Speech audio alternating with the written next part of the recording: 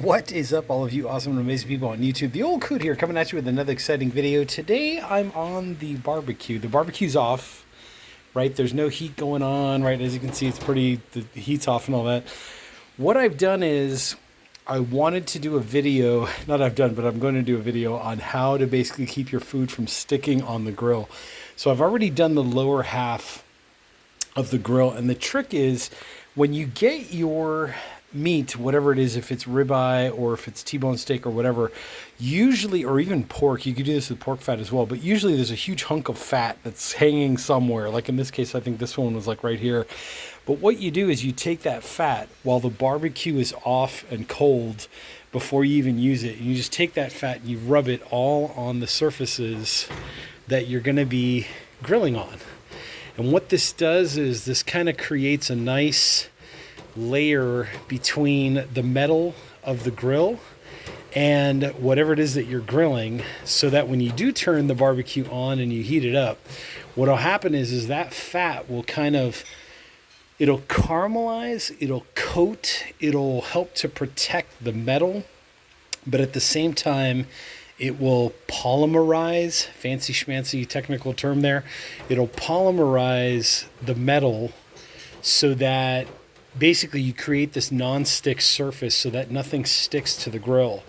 So what I'm going to do here is, I might have to do this in a separate video, but I'm going to go ahead and light the grill. I'm going to let this sit for about 5 or 10 minutes just to make sure that it's all on there and that it just soaks in. Just kind of trying to get every surface, every cooking surface that you think you're going to cook on. And like I said, I've already done this lower part, but just to show you, like there are 3 sides to this whole thing. There's one side here, there's one side here, and then there's the tops, right, of all these individuals. If you have a grill that looks more like this, you can just go ahead and, do this kind of thing. But make sure, the more thorough you are, the better coating you're going to get, the more polymerization you're going to get, the more non-stickiness you're going to get. And if you have some leftover schmutz like this, like try to pull off the bigger pieces, obviously, because you don't want to, you don't want to get those.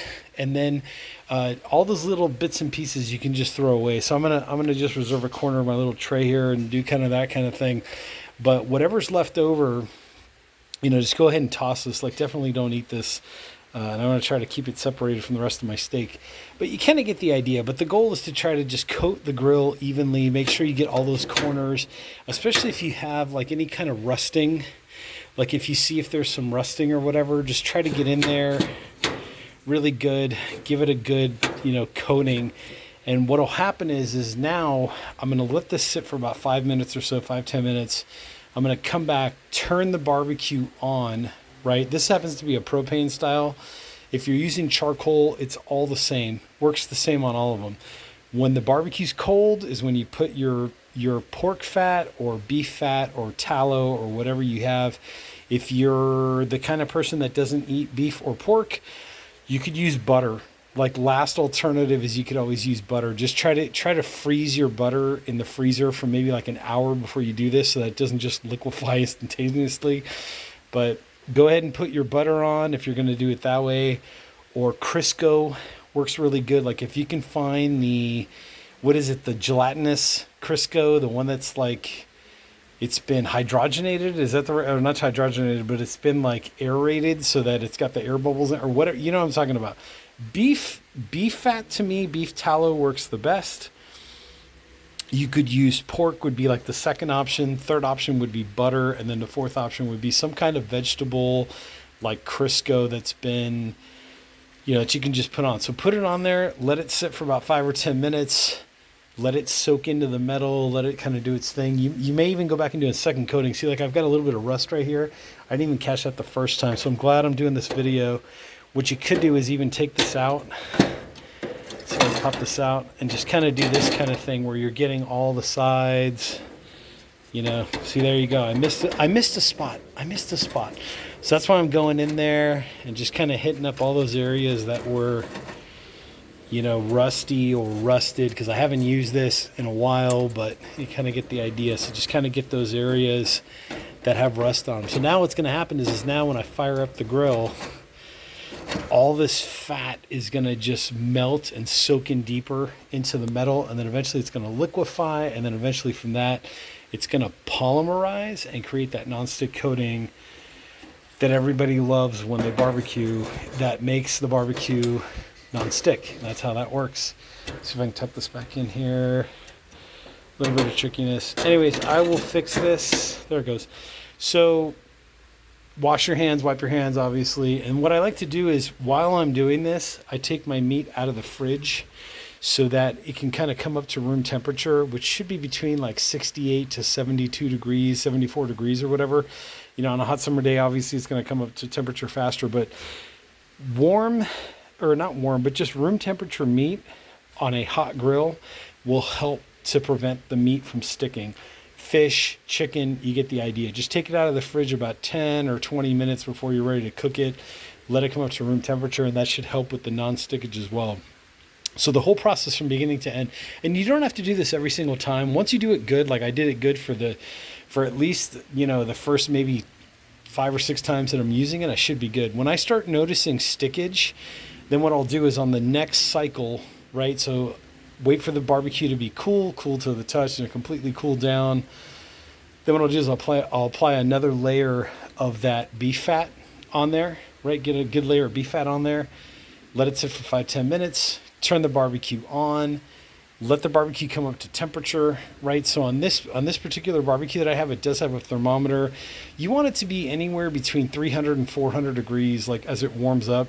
Usually what I'll do is I'll put the burners on high, like leave the burners on high for about 2-3 minutes. That usually gets a raging fire going inside and basically warms up the barbecue pretty good. You will notice a lot of smoke, so definitely do this outside in a well-ventilated area, because as that beef fat melts and cooks and bakes itself into the metal, you're going to get a lot of smoke. So keep that in mind. So well-ventilated area. Make sure you have some kind, like a bucket of water on hand if you're using charcoal, or make sure you have like a fire extinguisher or something similar. Whatever is recommended to put out a barbecue fire of your specific barbecue, that's what you want to have on hand. You may get a flare up or two, which is totally normal. Just leave it open. By the way, leave the lid open so that all of that smoke and whatever flames come off of this can just burn off. That's what you want. You want a burnt on coating that polymerizes, that eventually makes everything that you put on here non-stick, and that's how it works. And then regular maintenance, I would say like every 5 times, maybe 10 times of using the grill, I'll go ahead and I'll reapply another layer or another coating of that beef fat on there, and just kind of, you know, just maybe do a touch up if I have to, or whatever the case may be. So I definitely don't want to miss this piece. But anyways, with that being said, hit that like button, hit the subscribe button down there below. I hope this helps some of you in preparation for your summer barbecue needs. The more of this excess you take off, the less flare up and flameage you're going to get when you're seasoning your barbecue. So how, quote unquote, how to season your barbecue for just that little extra edge of non-stickiness, especially like the first time you use it, the second time you use it, maybe the first 10 times that you use the barbecue. This will definitely help you. And then if you have a more seasoned barbecue, it just makes it that much better. It just helps. So if you do have a lot of stuck on, let's say like you're coming into the situation, you have a lot of stuck on food already, get yourself a good brush. So you can use like a wire brush like this. Go ahead and go in there and scrape those out. Always try to do it when it's cold. I know a lot of people say, well, wait till the barbecue warms up and then start scraping it off. No, it creates a hazard.